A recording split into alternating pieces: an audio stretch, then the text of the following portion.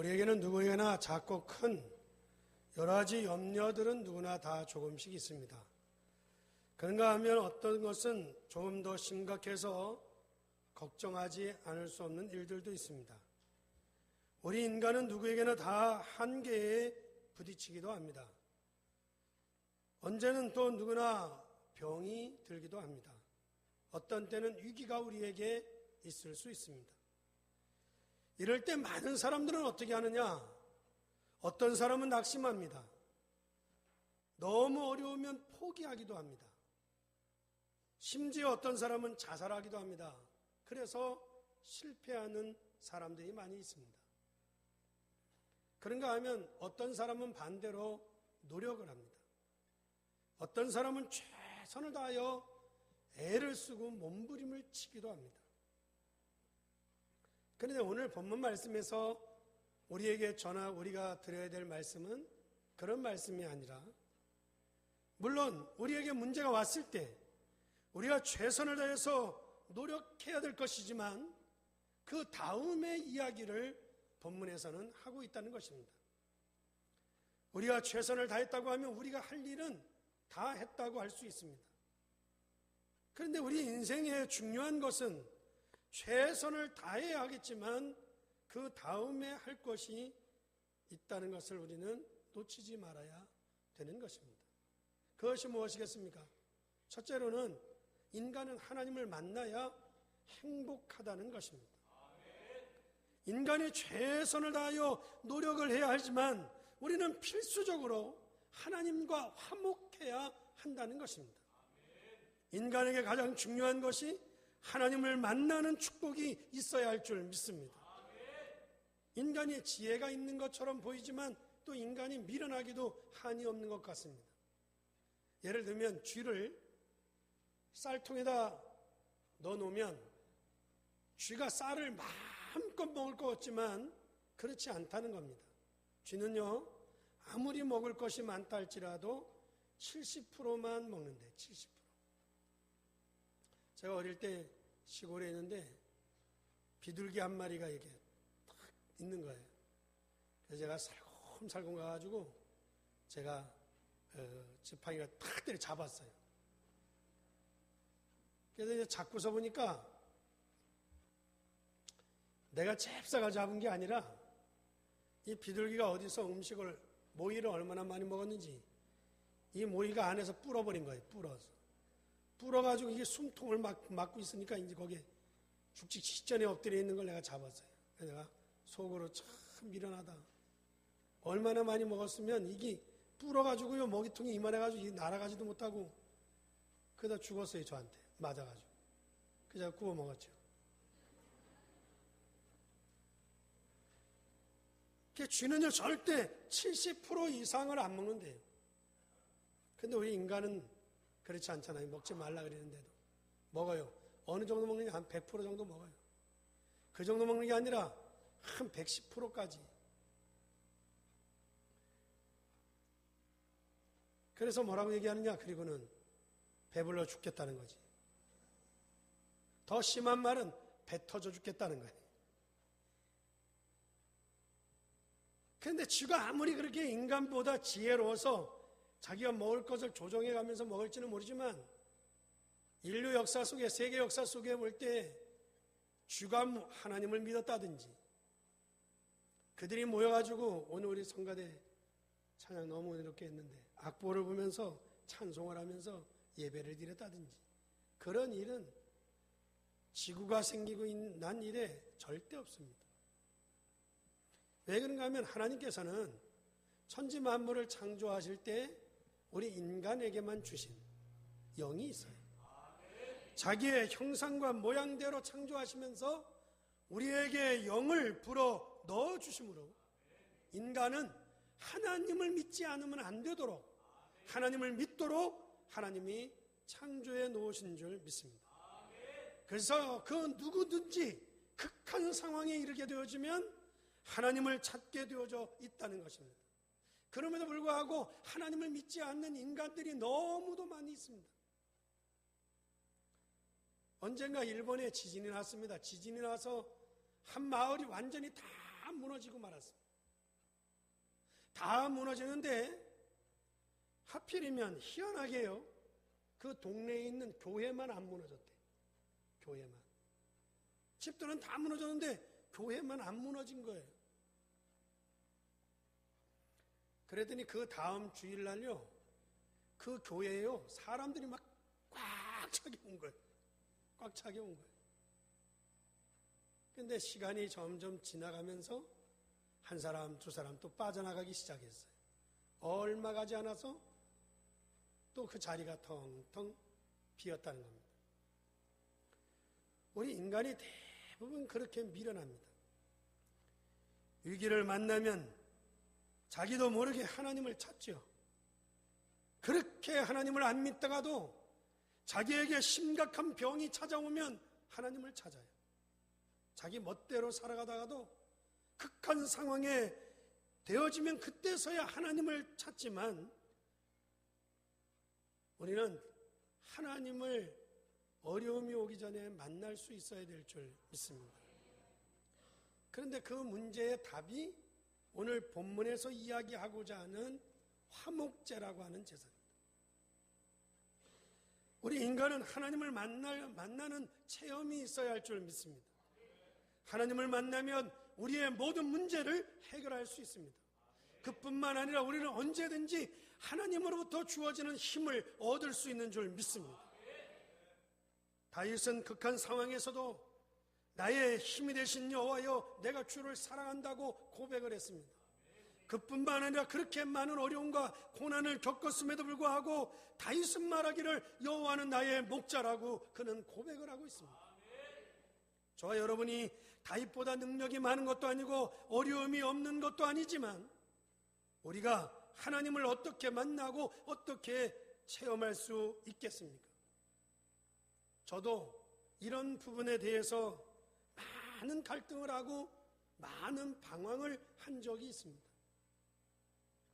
세상에 나가보면 하나님이 안 계신 것 같고, 교회 와서 앉아 있으면 하나님이 계신 것 같고, 사람들을 만나서 얘기하다 보면 하나님이 없는 것 같고, 혼자서 조용히 있을 때면 하나님이 계신 것 같고, 이렇게 왔다 갔다, 정말 하나님이 계신가?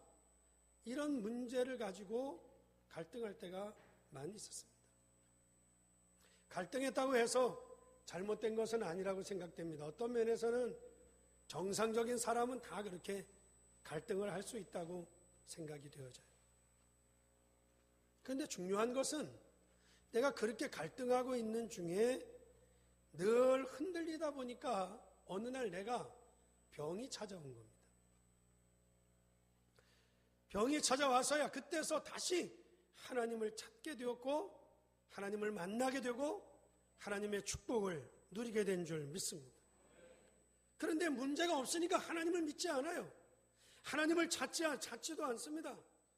그런데 시간이 흐르면서 보니까 우리 인생의 삶이 자꾸 어려워지고 자꾸 꼬인단 말이죠. 흔들리는 이유가 어디 있겠습니까? 하나님이 일단 눈에 보이지 않으니까. 하나님이 살아계신가? 살아계신 하나님이 안 믿어지는 거죠.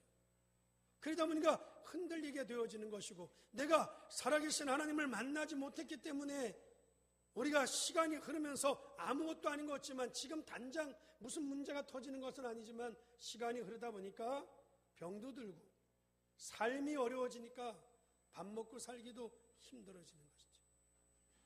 하나님은 살아계십니다. 저는 지금은 믿습니다.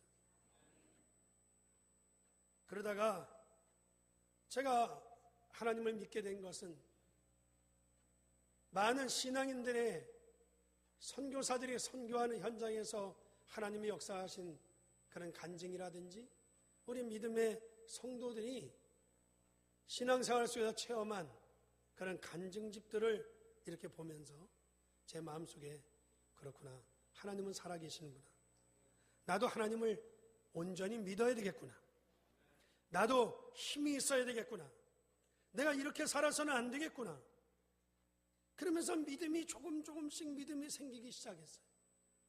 제가 믿음이 생기니까 어느 날 하나님의 말씀, 성경이 보이기를 시작했습니다. 그러면서 역사를 보니까, 세상을 보니까 세상 사람들이 전부 다 행복하지가 않아. 행복한 것처럼 보이지만 거짓말을 하고 있고 속에 고통을 당하고 있음에도 불구하고 말하지 않을 뿐이지 사람들이 거짓말하고 고통 속에 있다는 거죠. 제가 전도 현장을 나가서 전도 현장에서 사람들을 만나보니까 사람들의 문제가 아주 심각한 문제들을 가지고 있습니다. 그런 가운데 점점 영적인 문제가 일어나고 있고 정신적인 어려운 문제가 일어나고 있고 그러면서 세상은 죽어가고 있다라고 하는 것을 보게 되었다는 거죠. 그런 것을 보면서 저는 마음속에 결론이 났습니다. 어떤 결론이 왔는가 하면 인간은 하나님을 믿는 것이 가장 행복이다 라고 하는 결론을 얻게 되어진 것입니다. 그런데 많은 사람들은 이 사실을 놓치고 있다는 것이죠. 그리고 방황하고 있다는 것입니다. 저는 여기에서 차츰 믿음이 자라기를 시작해서 지금은 하나님 살아계심을 믿고 인간은 하나님을 만나야 행복한 줄 믿습니다. 모세 인생에 놀라운 변화가 일어났습니다. 모세가 애굽에서 제국대학에 공부를 해서 출세했습니다. 그리고 그는 성공한 사람이었습니다. 근데 성공을 해도 안 되는 겁니다. 출세를 해도 안 되는 것이었습니다. 그는 80세에 이제 소망이 다 끊어진 상태에서 미디안 광야에 방황하는 인생이 되어져 있었습니다. 그런데 그가 호렙산에서 하나님을 만나게 됩니다. 하나님을 만나는 체험이 있어야 될 줄 믿습니다. 그가 호렙산에서 하나님을 만나는 체험을 통해서 그 인생에 놀라운 변화가 일어난 것을 우리는 찾아볼 수 있습니다. 여호수아가 그랬습니다. 가는 곳마다 하나님의 역사가 일어났고요. 히스기야 왕의 사건을 통해서 우리가 볼 때에 그렇구나, 하나님의 역사가 히스기야 왕에게 나타난 것을 보면서 제게 믿음이 오기를 시작했다는 것입니다. 이렇게 해서 하나님을 믿게 되었는데 그때부터 제 인생도 변하기를 시작했습니다. 다시 말하자면 하나님과 화목하게 되는 축복을 누리게 되었다는 것입니다. 오늘 여러분도 이 하나님의 축복이 누려지기를 주의 이름으로 축원합니다.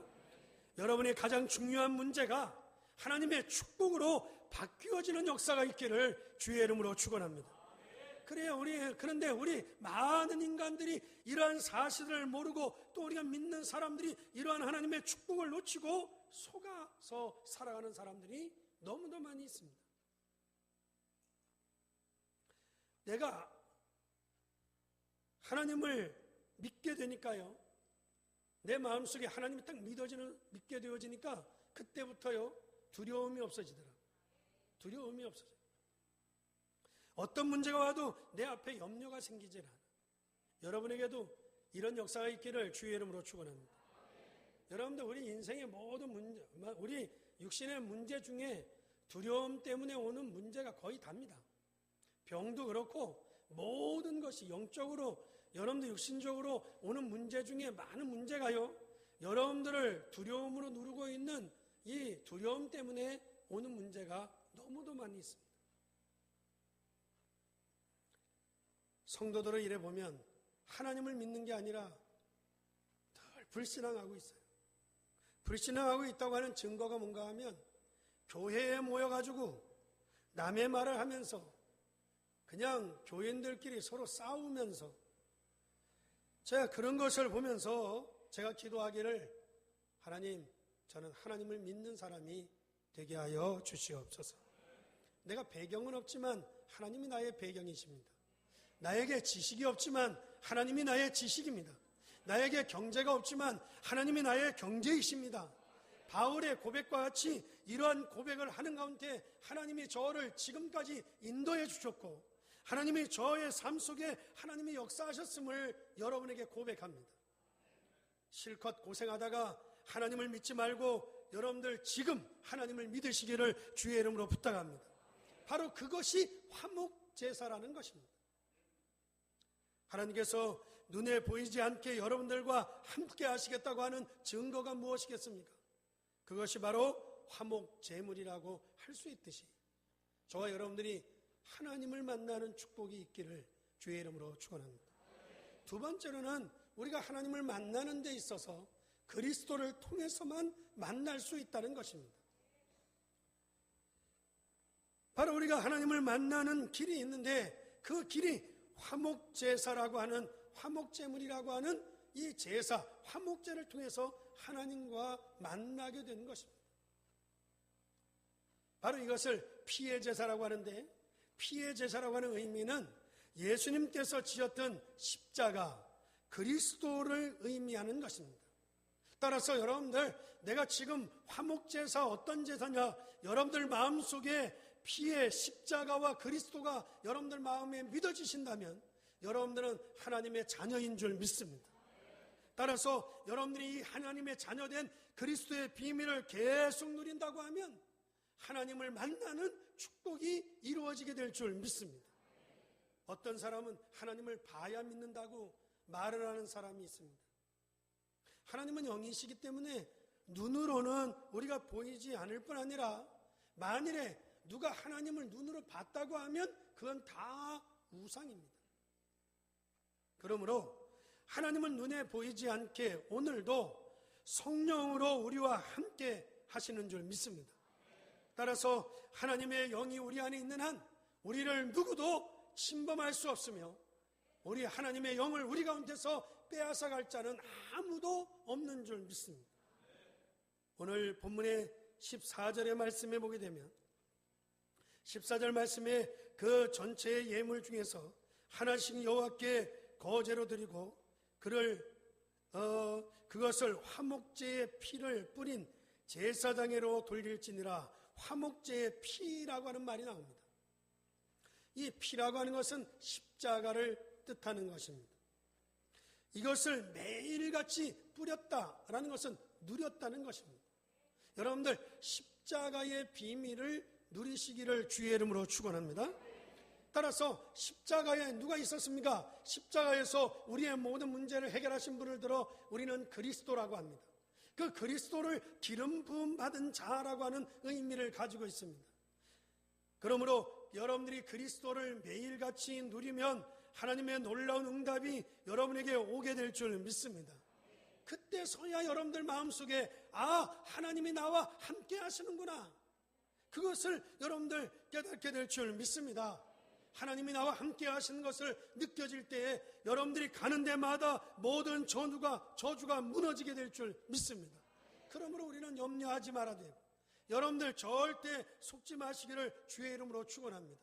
하나님이 나와 함께 하심을 여러분들이 누리고 있을 때 여러분들 가는 데마다 사단의 권세가 예수의 이름으로 무너지게 될 줄 믿습니다.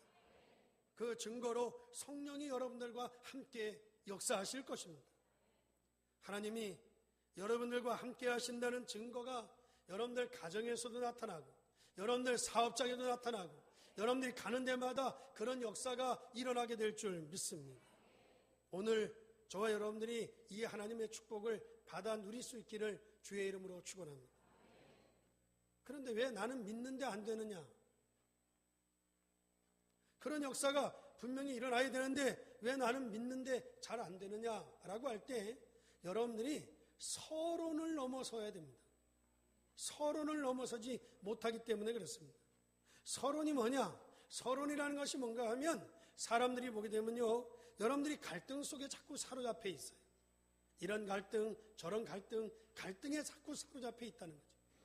여러분들이 거의 어떤 일 속에 사로잡혀 있어요. 여러분들이 인간관계 속에 사로잡혀 있어서 여러분들이 그리스도를 누리지 못하는 것입니다.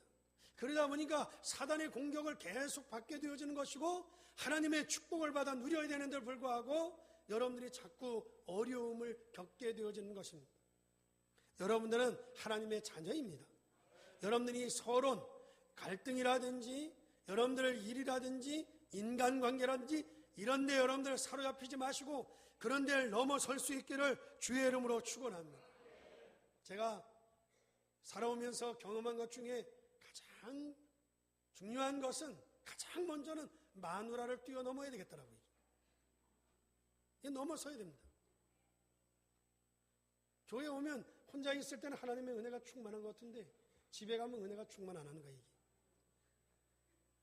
서론을 넘어서야 된다. 서론. 예수님께서 십자가에 못 박혀 돌아가신 것은 장난한 거 아닙니다. 장난을 친 게 아니라 분명히 말씀하시기를 내가 십자가에서 모든 저주와 모든 흑암의 권세를 다 꺾었다고 우리에게 약속하신 줄 믿습니다. 따라서 사람들이 전부 서론에 빠져서 인간관계의 갈등의 문제의 시험이 물론 있을 수 있습니다. 그러나 우리는 그것을 이겨내야 됩니다. 믿으시면 아멘. 거기에 이겨내지 못하고 그 문제 속에 빠져 있어서는 아무것도 할 수가 없습니다.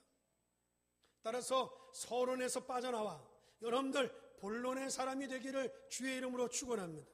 만약에 이런 사람 한 명만 있다고 하면 우리 교회가 살아나게 될 것이고 여러분의 현장이 살아나게 될 줄 믿습니다.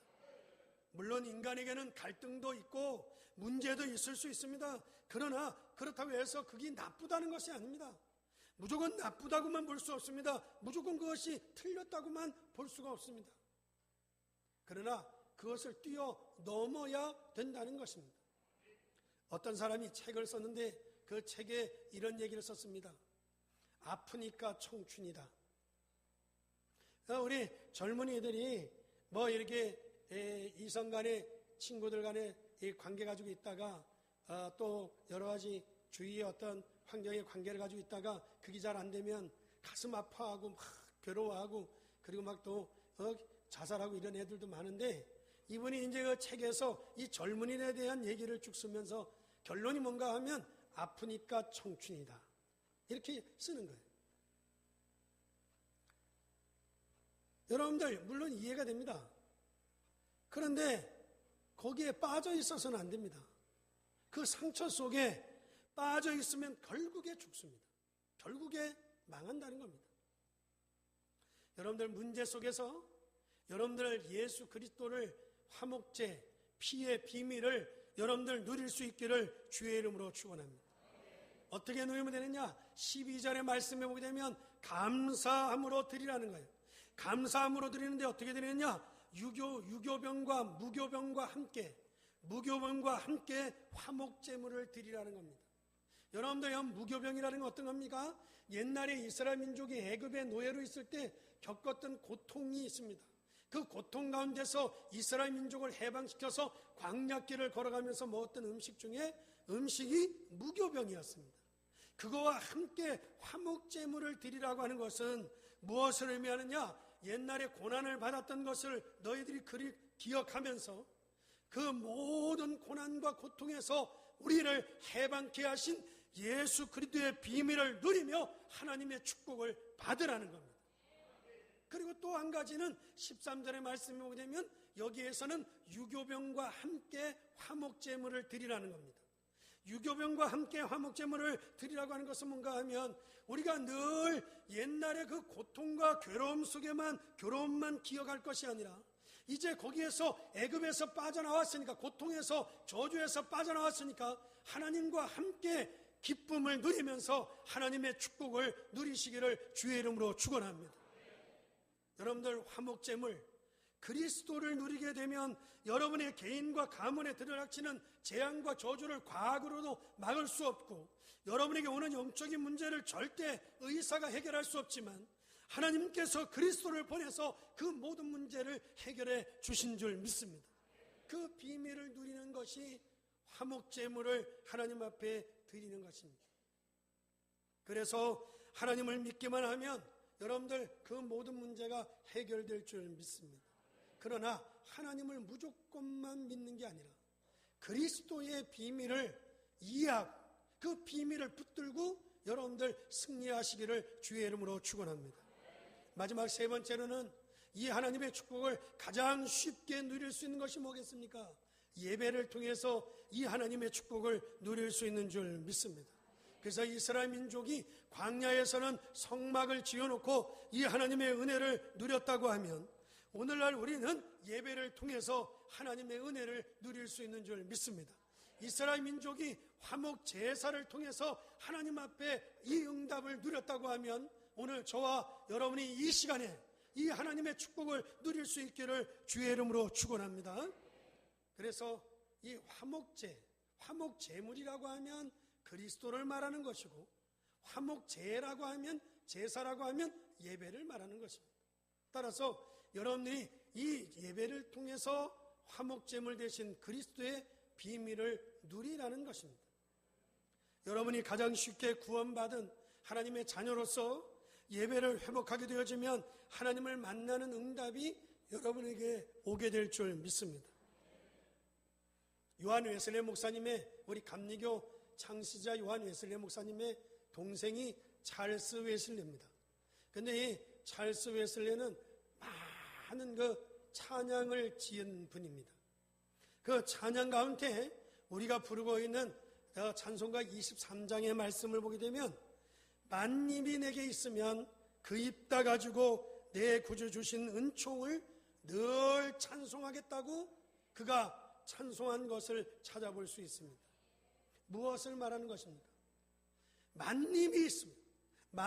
입이 만 개가 있다고 하면 내가 그 만 개의 입을 가지고 내 구주 주신 은총을 한번 찬양하는 게 아니라 늘 찬송하겠다는 거예요.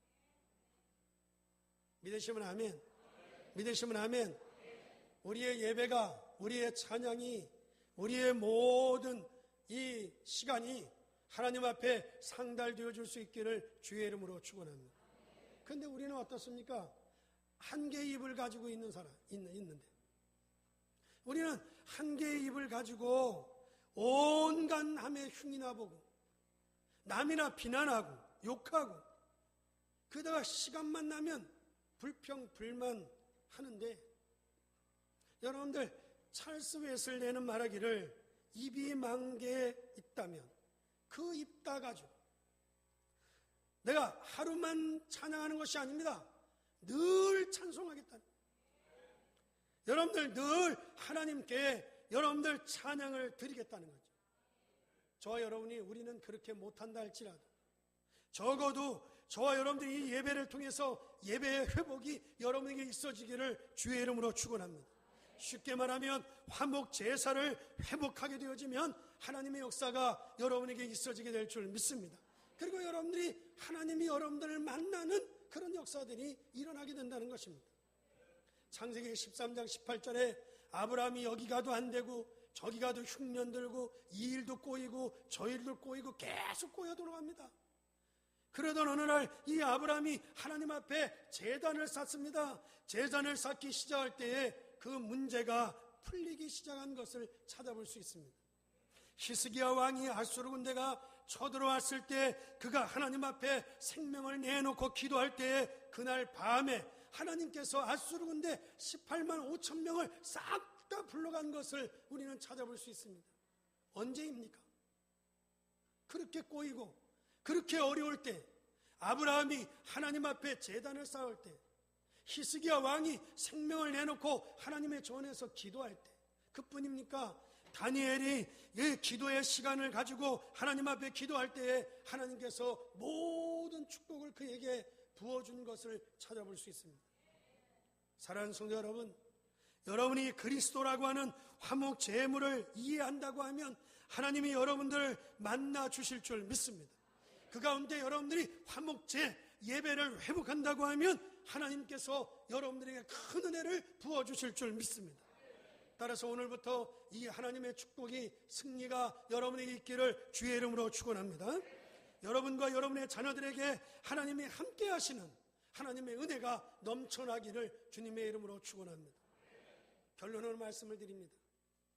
인간만이 하나님을 믿을 수 있습니다. 어떤 짐승도 하나님을 믿을 수 없습니다. 그런데 인간만이 하나님을 만날 수 없기 때문에 하나님께서 그리스도를 통하여 하나님을 만나도록 길을 열어주셨습니다. 화목 제물 대신 그리스도께서 화목제가 되는 예배를 통하여 우리에게 역사하시는 줄 믿습니다. 그렇다고 하면 여러분이 위기를 당해서 하나님을 누리는 것이 아니라, 여러분들 하나님이 주시는 축복을 평상시에 누릴 수 있기를 주의 이름으로 축원합니다. 인간은 하나님을 만나야 행복하다고 했습니다. 그리스도를 통해서만이 하나님을 만날 수 있다고 했습니다. 예배를 통하여 하나님의 응답을 받으시기를 주의 이름으로 축원합니다. 이 응답을 누릴 때 하늘 보좌에 하나님의 축복이 시작되어지는 것이고, 여러분들이 가는 데마다 땅의 권세가 나타나게 될 줄 믿습니다. 여러분들이 화목제 예배를 회복하는 것을 깨닫는 순간 하나님은 주의 천사를 보내서, 하늘 천사를 보내서 여러분들을 보호할 것이고, 하늘 군대를 보내서 여러분들에게 역사하게 될 줄 믿습니다. 그러면 여러분들이 가는 데마다 흑암의 권세가 물러가게 될 것이고, 저주의 세력이 떠나가게 될 줄 믿습니다. 하나님은 이렇게 응답하시는데 왜 우리에게 역사하지 않느냐? 우리가 기다리질 못해. 그런가 하면 여러분들이 자꾸 문제 속에, 갈등 속에, 일 속에 자꾸 빠져서 탄식하기 때문에 이 응답을 받지 못하는 것입니다. 그리고 사람의 관계 속에서 복잡하게 자꾸 흑암의 세력에 사로잡히기 때문에 여러분들, 우리가 이 하나님의 축복을 누리지 못한다는 것입니다. 그러므로 사랑하는 성도 여러분, 여러분들 24시간 여러분들 계속해서 하나님이 함께 하시는 임마누엘의 축복을 누릴 수 있기를 주의 이름으로 축원합니다. 그러면서 기도하세요. 하나님, 나를 이 불신앙에서 빠져나오게 하여 주시옵소서. 나로 하여금 이 문제에서 해결되게 하여 주시옵소서. 성령께서 역사하여 주시옵소서. 기도한다면 오늘 이 짧은 시간에 여러분의 생애에 하나님의 중요한 응답이 시작되어지는 하나님의 축복의 날이 되기를 주님의 이름으로 축원합니다. 기도하겠습니다.